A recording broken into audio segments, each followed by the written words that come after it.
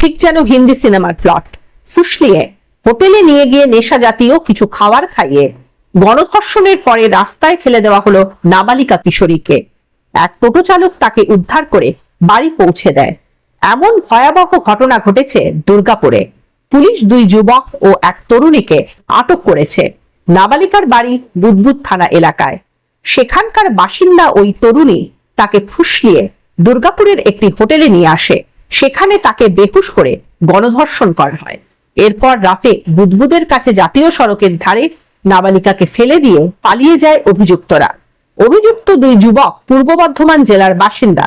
নাবালিকার চিকিৎসা চলছে দুর্গাপুর মহকুমা হাসপাতালে। হোটেল কিভাবে পরিচয়পত্র ছাড়া ঘর ভাড়া দিল, উঠছে সেই প্রশ্ন। এই ধরনের হোটেলগুলির বিরুদ্ধে কড়া ব্যবস্থা নেওয়া হবে বলে হুঁশিয়ারি দিয়েছে বিজেপি নেতৃত্ব।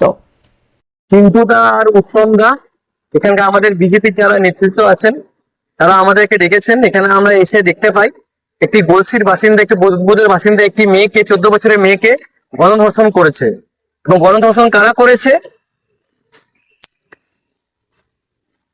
SK আজারউদ্দিন, রাজ মল্লিক এবং 2 জনের নাম এখনো জানা যায়নি। তার মধ্যে একটি মাস্টার মাইন্ড, একটি মেয়েও আছে, তার নাম হচ্ছে সিমরান তামাং। আমরা তো বলেছিলাম যে কোনোভাবে গণধর্ষণ আমরা এটা মেনে নেব না। সরকারের কাছে এবং আমাদের যা মুখ্যমন্ত্রী আছেন তাদের কাছে আমরা অ্যাপিল করছি, এরা যাতে ঠিক ডিসিশন পায়, ঠিক এরা শাস্তি পায় এবং এদেরকে যখন ধরা হয়েছে এদেরকে খরচা করা হোক। এইসব লোকদেরকে রাখা উচিত নয়। সকালে ধরে নিয়েছে পুলিশ, বিকালের মধ্যে যেন এদেরকে খরচা করে দেওয়া হয়। তাহলে প্রত্যেকটা পশ্চিমবঙ্গের মানুষ এটা বার্তা যাবে যে কোনো মেয়ের সঙ্গে অন্যায় হয় কোনোভাবে তারা পার পাবে না। কাল দুপুর 2:30টার সময় আমার মেয়েকে এক মহিলা সিমরান তামাং ফুসলিয়ে নিয়ে যায় মানে বাড়ি থেকে। তারপর একটি হোটেলে নিয়ে গিয়ে তাকে মদ্যপান করায় এবং খাবার ড্রিঙ্কসের সঙ্গে তাকে ওষুধ দেওয়া হয় যাতে সে বেহুশ হয়ে যায়। তারপর 2-3 জন ছেলে মিলে তাকে গ্যাং রেপ করে।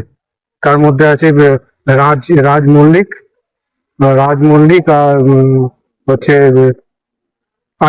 শেখ আজারউদ্দিন এবং SK দাস, এরকম কিছু একটা নাম আছে, দাস কিছু টাইপের। চিকু না, পুরসর বাসিন্দা আছে 2 জন এবং বুদবুদের সিমরান তামাং বুদবুদের বাসিন্দা।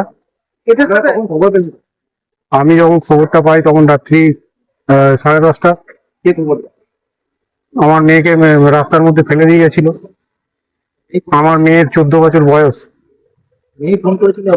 না, মেয়ে ফোন করেনি। তাকে একটি টোটোওয়ালা অসহায় দেখে তাকে টোটোতে চাপিয়ে আমার বাড়ির সামনে নামিয়ে দিল, বাইপাসের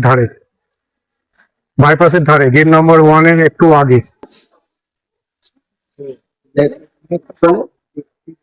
হ্যাঁ, এই ঘটনা ঘটেছে এবং সে তখন খুব প্রচন্ড নেশাগ্রস্ত, মানে হয়তো জিন্সের সঙ্গে কিছু খাইছিল তাকে।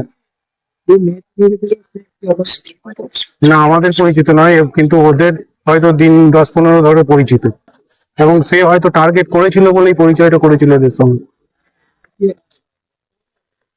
মেয়ে পড়াশোনা করে, 8-এ পড়ে, 14 বছর বয়স। আপনারা জানতেন না যে? না না না না না, কে নিয়ে যাচ্ছে জানতাম, কিন্তু সেভাবে ইয়ে করিনি। অনেক তো বন্ধু বান্ধব থাকে, তাদের বাড়ি যায়। এখন কি চাইছেন? আমি চাই যারা দোষী তাদের উপযুক্ত শাস্তি হোক। এখন আমার বিধাননগর হসপিটালে ভর্তি আছে মেয়ে। মুখ্যমন্ত্রীর কাছে গিয়ে কিছু আবেদন করবেন? হ্যাঁ, মুখ্যমন্ত্রীর কাছে আবেদন আছে আমার, যে মেয়ের উপর যারা এইভাবে অত্যাচার করেছে তাদের যেন উপযুক্ত সাজা হয় এবং তাদের মৃত্যুদণ্ড চাইছি আমি। আমার ওই হ্যাঁ, পুলিশকে জানিয়েছি আমি হরবিন্দু থানায় ইয়ে করেছি, কেস করেছি, ডায়েরি করেছি।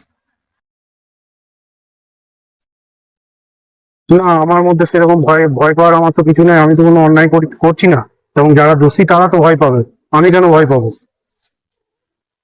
ঠিক আছে।